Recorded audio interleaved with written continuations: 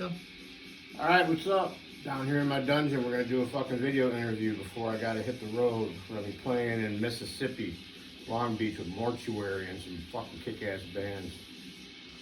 Alright, so here we go. Evil Incarnate interview for Death Metal Promotion. Alright, hello. Introduce Evil Incarnate to our subscribers. Well, I think if you're watching this, you probably already know a lot about the band. But the first demo came out in 1996. That's when I was jamming with Numbskull. Tom Brandner, Andy Vennekamp was on drums. Tom was playing guitar. I ended up getting a couple guitar players in Kenosha. Used to be in a band called Morbid Corpses. Those were fucking great times. Every night at practice was like a fucking jam. Just people there all over the place partying. We had a dead dog hanging from the ceiling. People were running around kicking it. Fucking good times. And now we got a new lineup, fast forward. Rick Garza from Antisma. He's got a lot of good connections. I'm glad to have Rick. He works hard. He's all about fucking metal. Dude doesn't play games. He doesn't fuck around. He knows I don't. My drummer Pat, he don't play games. He's badass. He's all about music. Metal, metal, metal. So we're doing good. Alright, next one. What's the story or significance behind the band name Evil Incarnate? Well, if you're going to play this kind of music, it's got to be something like that. It's got to be badass. You got to have a logo that people know how to read that doesn't look like a pile of fucking sticks. So when they hear the name Evil Incarnate, it sticks in their head. And if you're going to sing satanic-based music and blaspheme the Holy Church, the fucking goddamn mosques, the rabbis, all of it, then you're definitely need a name like Evil Incarnate.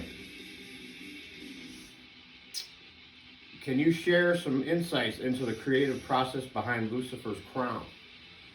Well, this time we wanted to go back. A lot of people are really into Blackest Hymns of God's Disgrace. And that was a 16-track recording. Depopulation Agenda, the album that we put out recently before Lucifer's Crown, that was a jump up better than any recording that we've ever had. I liked it a lot, but I also enjoy the old school. That's because that's what we are. That's what we're all about. All this new shit, half of it's fucking, well, more than half of it's garbage and a bunch of woke fucking wimps. So we said, you know what, we're gonna go back and we're gonna do it ourselves. Not that we couldn't have come up with the money to go to a badass studio or something, but we said we're gonna do it ourselves. And we can take a little more time with it that way, but still retain that killer sound that we want. We want to bring people back to Blackest Hymns, but we want to also go out into something else. I don't want to do the same album every single time. I don't want people to, every time they listen to an Evil Incarnate, I'm like, well, this is basically the same shit. That sucks. So I had some ideas I wanted to try out. I said, man, we're going to mix that with the old school that we always do. And we're going to come up with something, hopefully, that people really enjoy because we do it for us first. If everybody else likes it, then that's even better. But we did it ourselves. And I basically wanted people's hair to stand up on the back of their necks if they're listening to this album. And I've heard from people that there's some spots in there that did that to them. All right, what themes and emotions did you explore in this release? I just wanted it to be dark. I wanted it to be fucking evil. I wanted people to hear it and go, man, these dudes don't fuck around. I wanted it to be like, you know, because we're not doing this to get millions of dollars. We're never going to be there. We do this because we love it. And we wanted this shit to be like how when we were kids and we heard, you know, Deicide Legion for the first time. And you were like, oh, man. Something like that. Celtic Frost, Emperor's Return, Bathory. But old school fucking death metal. If there's some black metal in there, that's badass too. Alright, let's see. Could you give us some background on the album cover art and how it connects to the music? Well, speaking of Celtic Frost, everybody knows that classic album with this the album cover with the chicks and the fucking, you know, Satan and the fucking serpent and all that shit. I want to say, what is it, Emperor's Return? So everybody knows that shit, and they're like, dude, we did a homage to that one on the Colombian version. It's out on Thanatophobia, Tanafobia Productions out of Colombia. The other cover was done by the artist, I can't think of his name at the moment, who does the artwork for Impiety. And that was out on black and white killer artwork. We just said, yeah, that's perfect for the album when we seen it. The label owner at FallenAngelProductions.com, Fallen Angel Productions in Korea, they put that out. And Bestial Burst Records in Finland is going to do a European version towards the end of the year. Philip Mora, who also did the Columbia version art's doing artwork for that. Yeah, I just want to keep it like black and death metal, man. Just want it to be like the shit we love. Let's see. How has your cooperation with Fallen Angel Productions been? How did it influence the album's production? I mean, there was really no issues. We just basically said, hey, we're just going to record the album. You ain't got to pay for nothing. Just get us some artwork. Let us have it. We want rights to be able to also use that artwork if we want to make some t-shirts or something. Do it's totally cool. I said, yeah, no problem. Whatever you guys need, send us our 20%. We got a big, huge box of fucking CDs. And everything's going great as far as I know. So let's see here. Same thing with Columbia. These guys do what they say they're going to do. All right. In your opinion, is having a label deal crucial in today's music industry? I mean, you know, if you want people to know your band exists, you better have a lot of damn money. You know, like, be lucky enough to fall in love with some rich millionaire or something that fucking pays for all your shit, or daddy or mommy's got all this damn money like some of these fucking dorks got. People don't know what it's like to have to struggle and hustle and fucking bust your ass and work and beg and scrape. But I think that just keeps it more like real, like, because we're from the streets. We all grew up fucking in bad situations. I know I did. And it makes you a little gritty. And you don't fuck around. I like it black and white, yes or no. Don't give me no bullshit. And that's the way we do our music.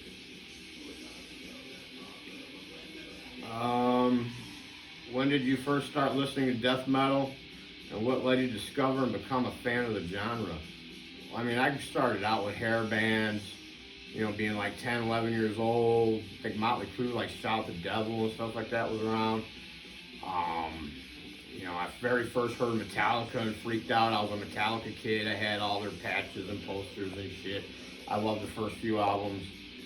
I think Master of Puppets, specifically, for me personally, is one of the best metal albums ever. You know, I don't give a shit what they're doing now. It's lame, but I love Master of Puppets. I love Kill 'Em All, Ride the Lightning, and I like And Justice for All too. But I was in a Testament, Dark Angel, Celtic Frost. You know, a Kid in Habitate, Black Sabbath, of course, one of my favorite bands. Judas Priest. We had some killer rock stations that played metal at night. You know, one of my good friends, Scott Davidson at Rebel Radio, he was a DJ back when I was younger. He's a little older than me. He was still doing it then. He's doing it now. I heard Motorhead, King Diamond. I love King Diamond, man. Old King Diamond. It just sounds so evil. Fatal Portrait. It's fucking awesome. Merciful Fate. And then eventually one day a buddy said, dude, have you heard this? Have you heard that? And I'm like, no, what's that? And they'd make me tapes, you know, Necrophobic, the very first demo that they did. Still one of my favorite demos of all time. You know, people would turn me on to Morbid Angel. You know, the older you got, the more into everything you got, the better it was. When I joined Numbskull, I was probably about 23, 24 years old, somewhere around there, maybe, I guess 23. Man, that opened up even more doors. Tom Brander said to me, you don't know about the underground? And I said, what's that? He was like, dude, and it was like floodgates opening for me, and I fell in love with everything I could get my hands on. Let's see. If you could change one thing about the music industry, what would it be? Cancel culture, woke fucking babies crying all the time. Motherfucker, if you're scared of music. You're like the biggest pussy ever. So if you're that goddamn scared, you need to just stay home and like curl up in your blanket and let mommy fucking take care of you. Anybody that supports that shit, they're not doing anything to help. All the bands that are like, dude, well, I don't care, I just need a show. Dude, there's a million places to play. If your band's fucking badass, they're gonna pay for you to come.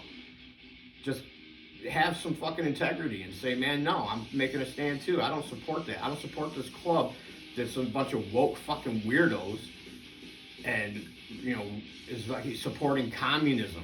If these places are supporting any shape or form of communism or cancel culture, dude, you need to stay away from them. You need to not be friends one day with your fucking black metal band, your National Socialist black metal fucking buddy. Everybody knows that guy. I know plenty of bands that are all into everything, you name it. And you know what? If these guys, we'll play anywhere. We don't care. We support metal. And we're not fucking scared. We'll play in Juarez, Mexico, where everybody's talking about, oh man, I don't want to go to Juarez. You're a fucking wimp. I don't want to play that show. There's a couple sketchy bands, because now they call them sketchy. And it's like, dude, they're Mexicans, dude. How the hell are they fucking white supremacists? They're Mexicans, dude. They can't be white. I mean, come on. People can't be proud of their culture unless they're fucking a certain fucking somebody, and we all know who that is. Fuck all them people, man. Fucking two-faced fence sitters. You know, they're gonna talk to you and say, you know, this and that, but then when they're around these other people, oh yeah, don't play with that Evil Incarnate band because that guy will tell you like it is. Dude, you guys are wimps. You're nerds. Bottom feeders. Have some guts. Okay, let's see here. Have you encountered any memorable epic fails during the performance? Yeah, one time with my other band, Luna and Sanguinum, I was on stage and I went to inhale to do some fucking backup vocals. We were in Hobart, Indiana at this theater. And dude, we were playing with our buddies, Crucidus, Eyes of Anguish, a bunch of cool bands. All of a sudden I inhaled and there was an old piece of foam stuck down in there where they ripped it off the microphone. And I inhaled this giant chunk of foam. It was like a wasp just flew into my lungs. I was aspirating. I couldn't breathe. I couldn't do backups hardly anymore, but I still kept jamming, kept trying. I coughed the whole time. People seen snot running down my face. They thought I had COVID, you know, because they're all brainwashed and shit. And oh my God, this guy's probably got fucking COVID. I'm like, dude, it was horrible, man. It really fucking hurt. But I just kept jamming.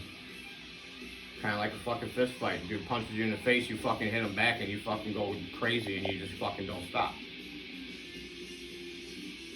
Alright, have you encountered any memorable epic fails? Yeah, we already touched on that one. Are there any recent music or movies that have deeply impressed you? Yeah. Dude, Witch Trap from Colombia. I met those guys in at Steel Fest in Finland when Evil Incarnate was playing there. And Rick Garza, my bass player, he's on tour right now in Mortuary. I'll see him here in a couple days. He turned me on to those guys because he said, dude, you haven't heard Witch Trap? And I'm like, nah, dude. I was just in Colombia and I didn't know anything about these guys. Fucking amazing, dude. Oh, and the new Evil Dead movie's actually pretty good. We got a sample of that. Mommy's with the Maggots now on one of our new songs. Let's see. Can you describe the current death metal scene in Illinois? There's a few good bands, but there's way too many woke wimps. Way too many backstabbers, shit talkers, fence sitters. You know, oh yeah, I'd love to jam with you guys. I love your band. I got all your shit, but you know, then people might talk about us. Then you know what, dude? Then you're a fucking poser. You need to say, man, fuck that. That's what we do. We just play Vengeance Fest. All those bands got issues with Antifa and all these communist organizations, dude. I don't, because we don't fucking taunt them. It's not like, you know, oh, wow. I've been around. Trust me, I've been on the front page of the news before. We've had issues. It doesn't make my day better to taunt and get these people to keep bothering me and shit. It's better to just leave them alone, let them do their thing, and they'll fizzle out because everybody's sick of them anyway. But, yeah, we play with all those bands. We don't care. What's your top favorite death metal album of all time and why? I don't know if you can hear it, but I got Entombed Left Hand Path playing in the background because that's definitely on my list. I got so many top albums, I can't narrow it down to one. I'd have hell of a time trying to make a list. You know, Wasp first album is a killer one for me. There's way too many. I love brutal death metal. I love Suffocation. I love all kinds of music. As long as it's badass and it's metal, I listen to it. what plans do you have for the future of Evil Incarnate? We're debating right now. We're in negotiations with a tour. We've signed contracts also with some people that announcements are going to be made here shortly. We have a lot coming, and it's going to be awesome. We already got festivals booked for 2024. Just keep an eye on our Facebook page, and that's where everything is the most frequently updated, and you'll know what's going on.